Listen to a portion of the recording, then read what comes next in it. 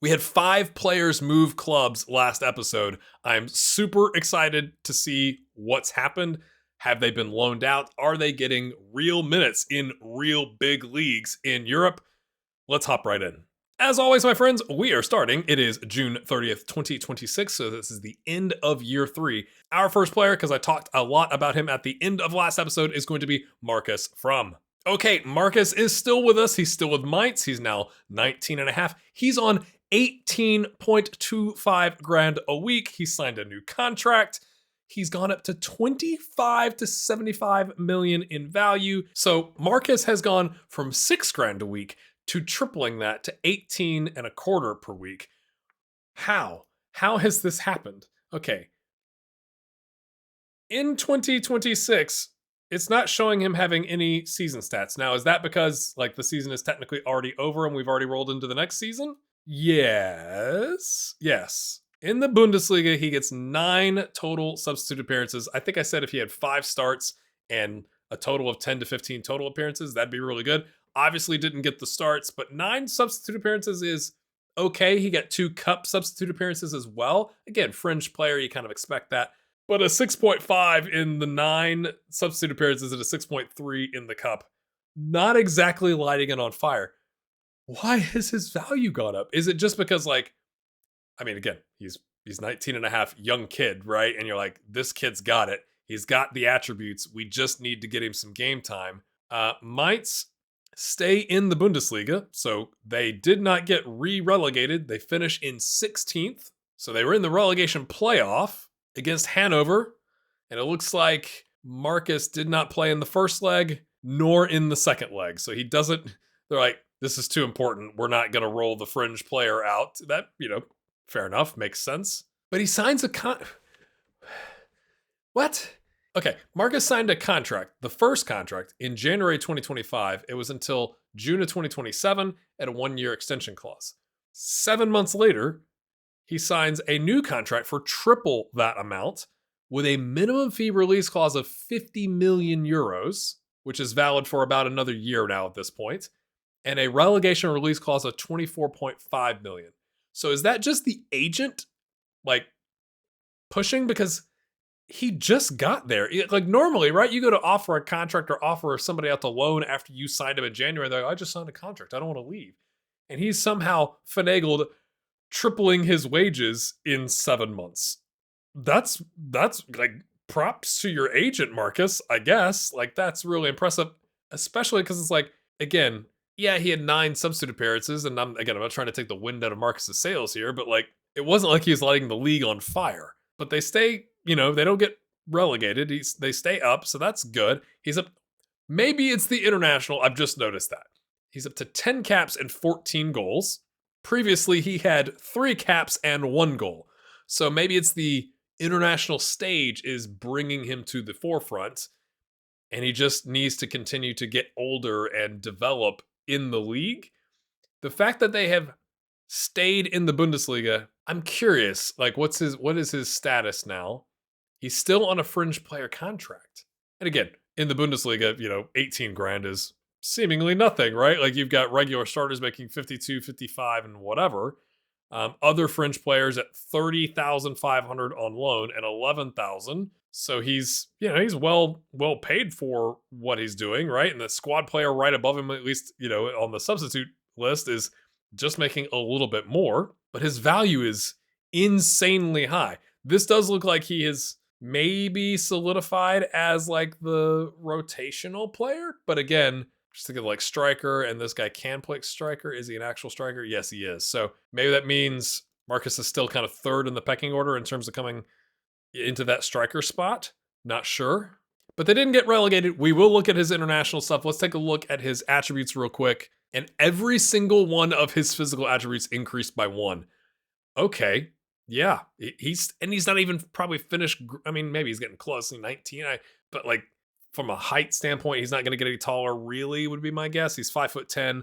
He gained 3 pounds, 163 pounds now. Looking at his attribute analysis, the things that look different compared to last time are the physical and the speed and the technical have probably bumped out the most of on that octagon, if you will. He stayed injury free, which I think is critically important for these guys. He's not had anything horrific happen to him. Man, that value is unreal. Let's go take a look. 10 caps, 14 goals. That's going to be back to last year. So he's gained, what is that, 7 caps and what is that? He had 13 goals? 4, 5, 6, 7. Okay, maybe it's in all 7 of those games. Okay, these are Asian Cup qualifiers Group E. He gets a brace against Brunei, 4th minute and 35th minute. They win 3-0. What is that, a 7.7 as you do?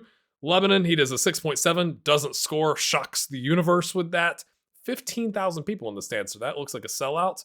Myanmar, he gets a brace again, 9th minute, 53rd minute, does a 7.7 again in front of 40,000 fans. Not bad. Then you have kind of the, there's one qualifier, but the rest are all friendly. So he gets a brace, 13th minute, 37th minute on an 8.4.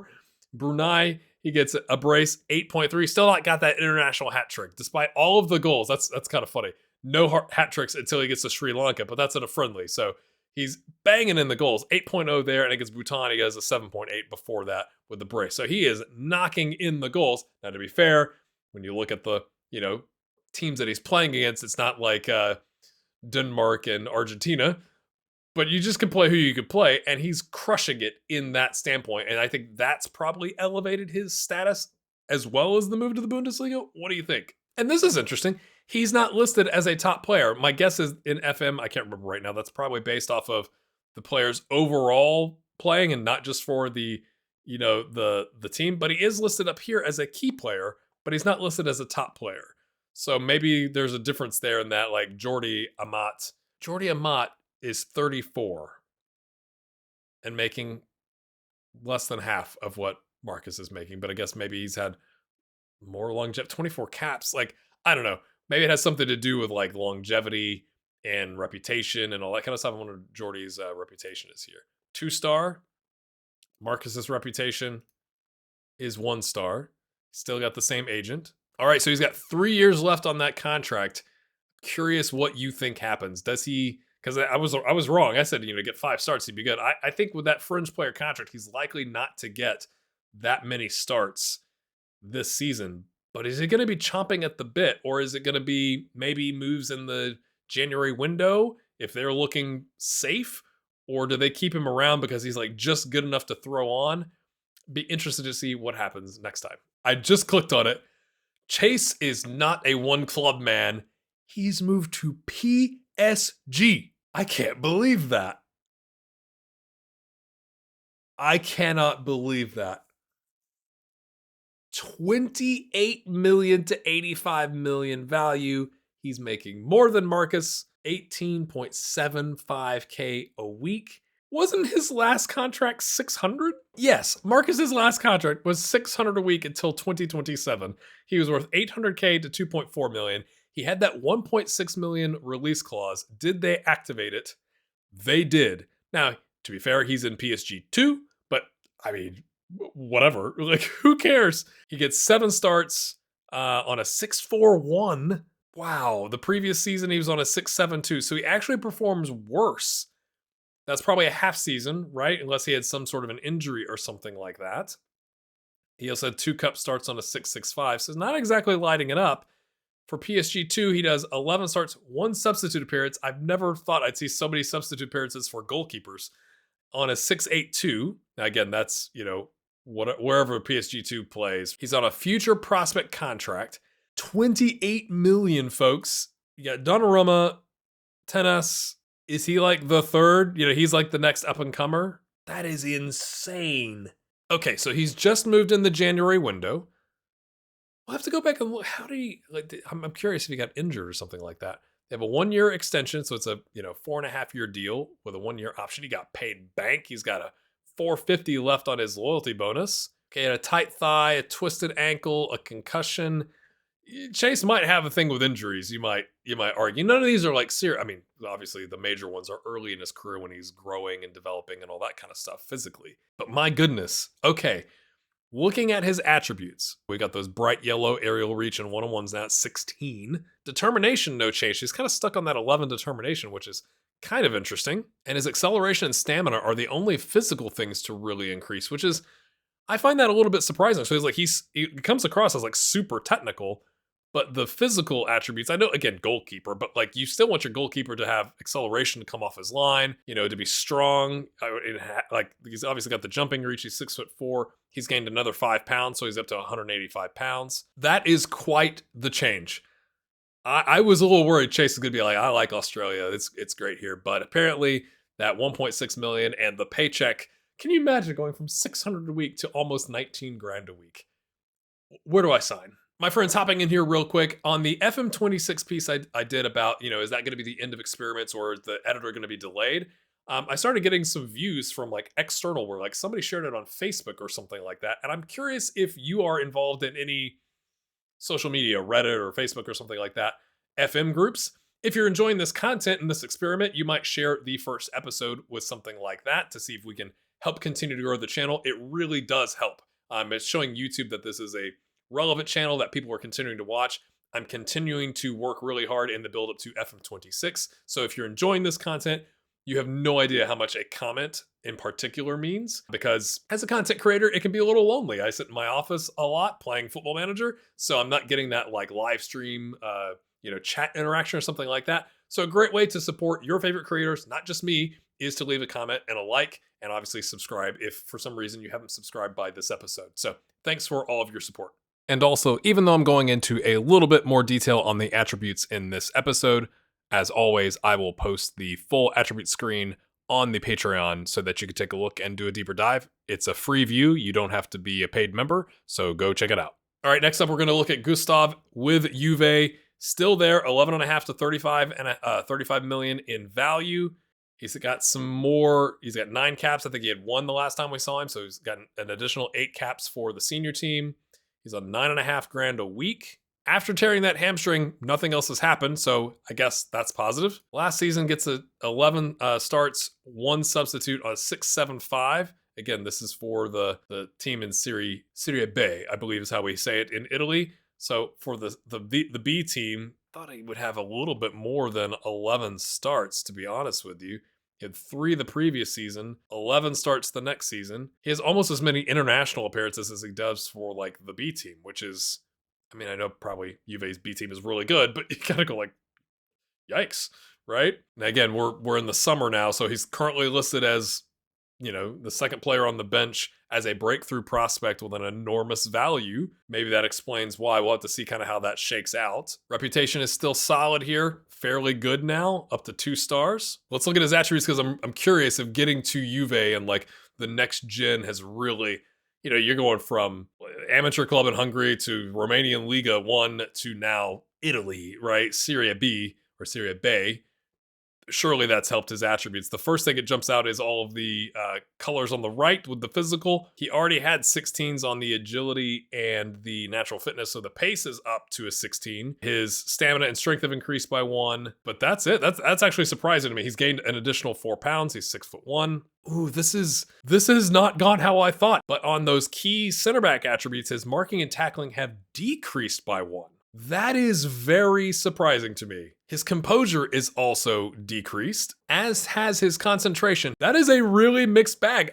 For a guy who got a big move to a big club, again, the B team, but like, that really surprises me that he has not continued to develop like on like a linear trajectory, right? Like, that's what I was expecting. He's gotten a wage increase. I can't remember if on the last contract he had something or yearly wage increase. So he didn't sign a new contract. It's still the contract through June of 2029, but he's now making 1,000 more than he was the last time. Still has that optional, extension by the club. From an international standpoint, he played a lot, in the fall of the previous season in those windows. So he comes on as a sub against Poland on a 6.2 and a 1-0 loss. He plays against Canada. He gets the start on a 6.8. So he performs well there in a friendly. Then he starts against Spain, which granted, that's difficult, but they do as the center back, right? As a 6.0 against Spain and a 2-0 loss. Starts again against Israel on a 6.6 and a 3-0 win.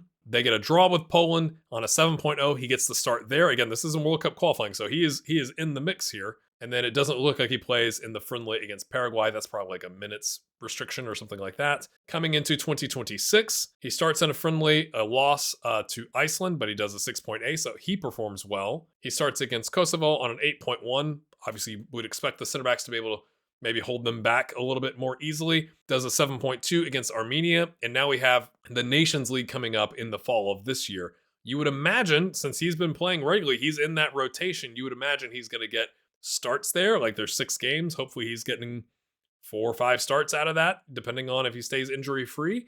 But that's very interesting that with all of this, he's had some of his technical attributes drop. That is, like, I'd love to hear your theories of that. Is it something that I don't understand about, the next gen squad and the facilities that they get to use? Because I'm generally thinking, right, you've got great youth facilities, superb training facilities. I would imagine that the B team gets to use those. I don't know that, but that's curious to me, as well as not getting as many starts as I think I would expect. Okay, this has really got my attention. I'm trying to figure this out. Maybe it's that he's competing with Dean Huijsen, who they've signed, who got last season 34 appearances for the B team. So he's taking up one of those center back spots. And then you have Facundo Gonzalez, who's on $9,500 a week and now leaving. I think that Gustav's got better attributes than this, but he still got 29 total starts, unless they're playing like a 3 at the back system or something like that. But when I look here, there's a left back, Grilald, and Sonova are, wing backs or fullbacks or something like that. So I believe they're playing a 4 at the back. So that's kept Gustav from starting, which is kind of interesting to me that he's not gotten, his last appearance was a start on April 5th on a 7.0. So he's in the mix, to be fair, but that's just kind of curious that he appears to be rated pretty highly, but he's just on that breakthrough, prospect contract. Maybe that's just we're only going to play you so much, and that's how the game manages that. I'm not sure. So I'm really interested to see what happens in the coming season. Does he earn? When you look at the technicals, you go like, oh, he's probably not Juve senior team ready as a center back. Like maybe again as that like every so often rotational player, but I really think he should be getting a lot of starts in the B team at this point. I could be wrong, or do they end up maybe loaning him out in the winter window or something like that? His value is so high, you'd think they'd want him to develop by playing, especially having seen the drop in some of those technical attributes. We'll see next time. CDB has moved again to Inter Miami? What? He's on $7,500 a week. Help me understand going from, that's, I think, a step up going from Ligue 2 to MLS. I think, at least from like a league standpoint. I'm not so sure about the pay. What was he making? Okay, he was on $5,000 a week, so he's gotten a 50% raise, but like, that's really weird to me. Are people not scouting Ligue 2, right? Like you've got a guy with a Wonder Kid personality going to MLS this early in his career. I guess he's a DP or is 7. I have no idea. Oh my gosh, I'm not even going to attempt to explain MLS rules. They pay $15.75 million for him, and he gets 17 starts, a goal, 5 assists, a player of the match on a 7-2-3. He's loving life at MLS. His last season with the French club, he gets 23 starts, a goal on a 6-8-1. Solid midfield player. And then Inter Miami come. And maybe I can already see CDB in the Discord or in the comments being like, I wanted to get some sunshine. I guess that makes some kind of sense. Last time he already had those first 2 player traits, but he now also likes ball played into feet. So that's interesting. His value has gone from 4.3 to 13 to now 13.5 to 41. So he's, by making this move, and I guess the money involved with to make the transfer happen, his value has really increased. That's just not where I thought he was going. He's not a DP. He is a young DP. Okay, so he's the young designated player. If I remember my friends, oh my gosh. Okay, from what I can remember, in MLS, you get 3 DPs, which is essentially 3 players you can pay like whatever you want. And then you can have a 4th one, but only if they're under 22. I think that's where you get the young designated player spot. The rest of everybody has a salary cap, and you're limited on what you can spend because we believe in parity in that for some reason.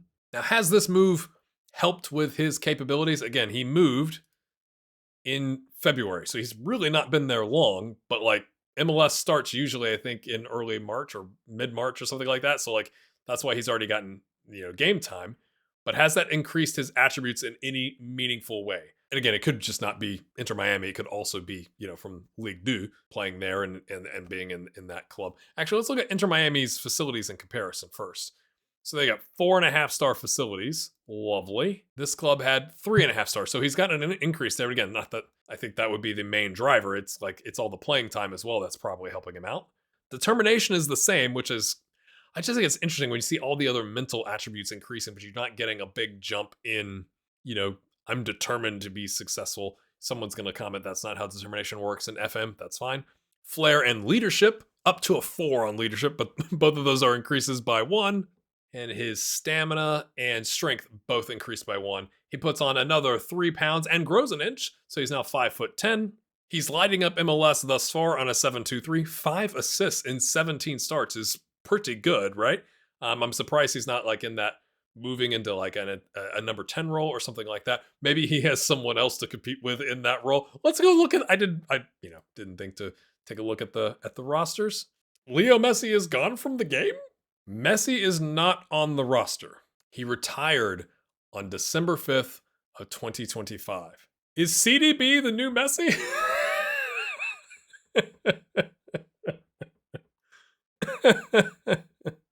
He's got a star player contract. Busquets is retiring. Is things I didn't think we'd be saying in the series? Is CDB the Messi replacement? Surely not, right? Surely not. The Swedish Messi. That is hilarious. Okay, so that's taken a turn I wasn't really expecting. I thought he would surely stay in Europe. So he's on a deal. To be fair, he's not really, you got to think some of the other players are making double of what he's making and then some. So it's not a fantastic amount of compensation. So is this like a 1 or 2 year thing and then they sell him on for big money? Or does CDB decide he likes, going to the beach and sticks around in Miami? We'll have to see next time. But I love this. I love this about Football Manager because we're thinking, well, we found the Wonder Kid. Well, it's like, well, yeah, but are the other players going to have better careers? We'll find out. Let's head back to Ireland. We've got Greg Bros. He is now with Shamrock Rovers. After having left Shelbourne, he's now on 1.1K a week. When did that deal happen? That happened in December of last year. He's got a minimum fee release clause of $500,000. It's a contract until 2028, so it's essentially a 3-year deal, if you will. With Shelbourne, he gets 19 total appearances on a 6.65 plus 4 continental. What? How do they have continental? Shelbourne were in the relegation zone. Okay, we'll take a look at that. He does a 6.78 in continental competitions and a 7.4 in 2 starts with a goal and a player of the match in one of the cups in Ireland. But then Shamrock pay $210 for him. He gets 17 starts, 2 subs, 2 goals, 3 assists, 3 players of the match on a 7.04. Okay, he's loving life there. Plus 3 cup starts on a 7.1. How did Shelbourne end up in continental? I'm so confused. I don't like recording my confusion as long, but they somehow end up in the Europa Conference League path. And he clearly got some experience there. He scores against Lapi, FC Lapi, or KF Lapi Podjujuve. Good job. Good decision to try and pronounce that Kosovoan team by me. Yep. How did they do that? Did they win? Oh, okay. In 2024, Shelbourne finished second on 59 points in the Premier Division in Ireland. And then the next season they get relegated. Is it because of the continental competitions? They were just like, we can't keep up. We can't keep up with this. Okay, so that explains that. And then Shamrock pick him up because Shelbourne got relegated. He's got actually a star player contract. Okay, so they have come in strong and said, yep, you're our guy. Now, for some reason, currently he's showing as on the bench. I don't know if he's on a yellow card suspension or has he been injured recently? Nope. Since that lower back stress fracture, nothing else has changed there. Taking a look at his attributes. Okay, we're seeing lots of technical development here. Very, very good development for the last year that since we last saw him. Acceleration, agility, and balance all jump by 2, which is really surprising. Like, I mean, I know you're going from 18.5 to 19.5, but like to see a 2-point increase on 3 of those is actually quite nice. Stamina and strength both by 2. He goes from 152 to 156 pounds and grows an inch. No new player traits, no changes to his footedness. But is Greg finally on the map, right? Like he got to play. I think, can you imagine that? Like he's one of our players that got to play in continental Europe, despite like kind of the rough start. That is a fantastic little nugget here. His value hasn't increased like crazy amounts. He's still under $1 million. The top end the last time was 550. His top end now is 750. He only quote unquote only got a raise from 700 to 1.1 grand a week. But he has gotten 4 under 21 caps, where previously he didn't have any, so we'll take a look at those. It looks like he got his first chance in the October window last year against the Faroe Islands and Germany under 21s. He does a 6.6 with a yellow card in a victory against the Faroe Islands, and then he does a 6.5 against Germany in a loss, which I think you would kind of expect. So that's 2 of his appearances there. In the next friendly window, he comes on as a sub against Poland and does a 6.6, so he was on long enough to get a rating. It looks like they had somebody sent off, but that was at the end of the game, so that probably, he wasn't subbed on because of the red card, or that, I don't think he would have got a rating by then.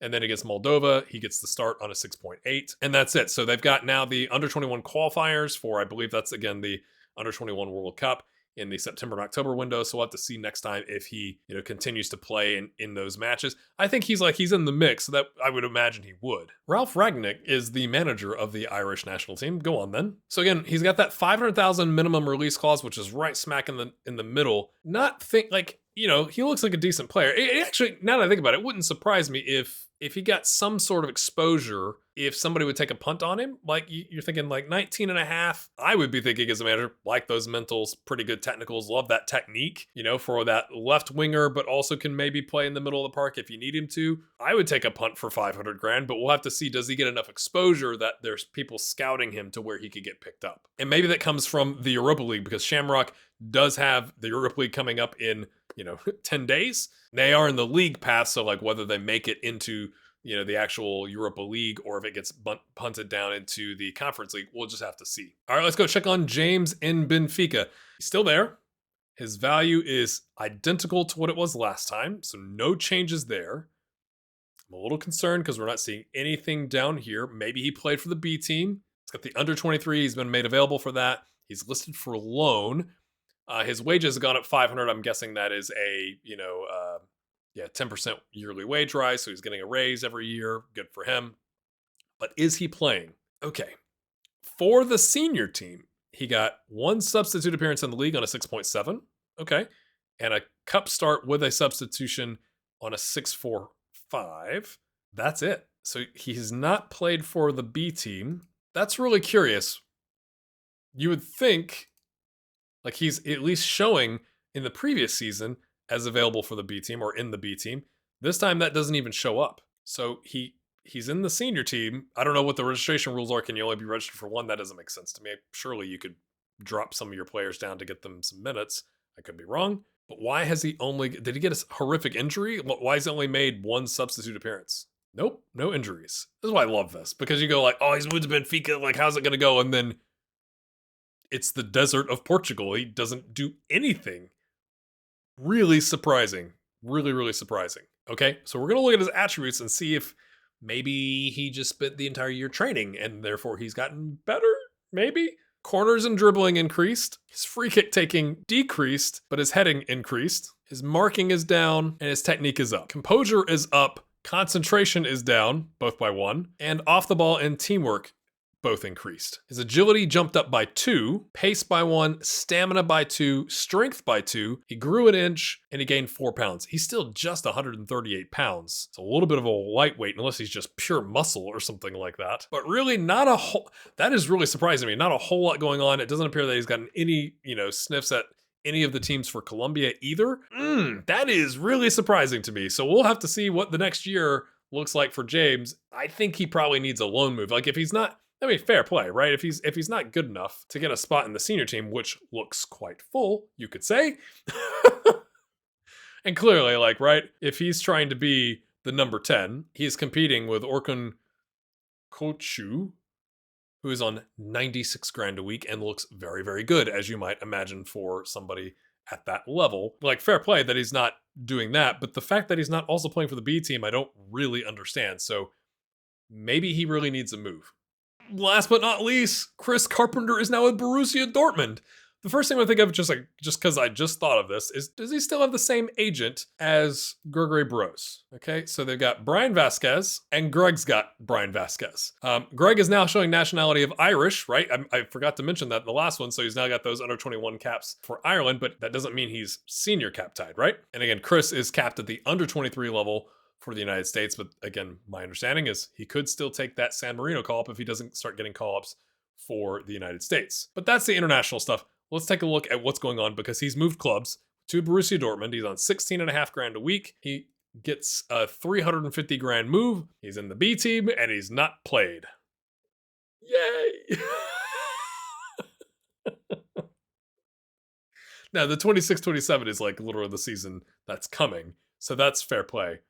It'll depend on when he moved, but he also doesn't play for AC Horsens, which is not really what I was expecting. He only gets those 8, friendly games. What's the deal with that? He had a hammy strain, but that was in 2024. Okay, weird. So he moves in February of this year, maybe from like I'm not getting playing time, I would like to play, and he then goes to Dortmund's B team on 16.5, which, to be fair, he was on 1.9 grand a week, so he's done quite well to move to Dortmund and get paid a whole lot more, but isn't playing either. Okay, let's take a look at his attributes. Maybe this will help uncover the reasoning. And again, his value went from 800 grand to 2.5 million up to 10 million to 30 million. So the values on these players are skyrocketing, despite, in some cases, a lack of playing time or like poor playing when they have been playing. So I guess it's that they're still young enough that there's still potential within them, right? And he is wanted. We'll come back to that. We will look at the attributes here. Corners have decreased, off to a great start, as has free kicks and long shots and long throws and penalty taking. His passing has increased by 1. So it's not all negative on the technicals, but that's a lot of, attributes on the technical side going down, with only one of them increasing. Everything else is kind of staying put. His decisions have also decreased by 1, as has his positioning and teamwork, but his work rate has increased. Physically, he did get a bump on his acceleration, and that's it. He's gained 7 pounds and an inch of height, so he's continuing to physically develop. But I think that lack of playing time is really, really impacting him. And if you look at the training facilities, again, Dortmund, right, known for signing young players and giving them a chance and all that kind of stuff. So not a bad place to be, except you need to play. And the fact that he's not playing is not ideal. He's on a deal for 4 years, 4 years from now. So it was like a 4.5-year deal when he signed it. He's wanted by Hanover and Darmstadt on loan. Those are both in the Zweite Bundesliga, but, working on other things and not the first choice option for the position. So not exactly like blowing up the phone lines at Dortmund to get him into the squad, but at least he's getting some attention where maybe he's an investment piece for Dortmund, where they said, hey, we're getting this guy for 350.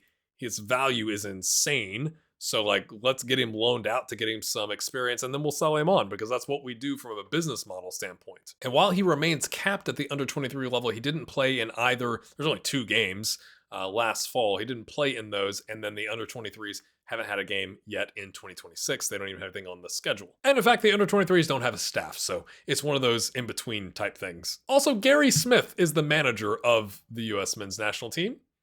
If you're like, why are you showing me this? It's because I'm American and I like keeping tabs on that, but that's a bit odd. Yeah, I think that's where we end up with Chris, is I think a move makes the most sense. I think you'd rather play in a competitive league like the Zweite Bundesliga than you would in the third Liga with the, reserves or the B team or the second team or whatever you want to call it. I think that's better for him. But if he's not getting minutes for Borussia Dortmund 2, again, you may know the rules better than I do. Maybe it's something to do with his age, but you would think that's what the second team is for. So I don't think that's it.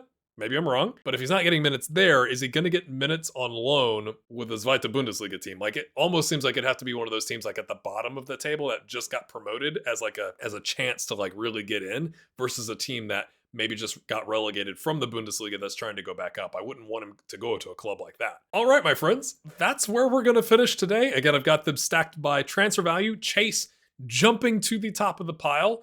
He's got Marcus up there, and then CDB, and then all the way down. You could see the rest there. This is fascinating to me.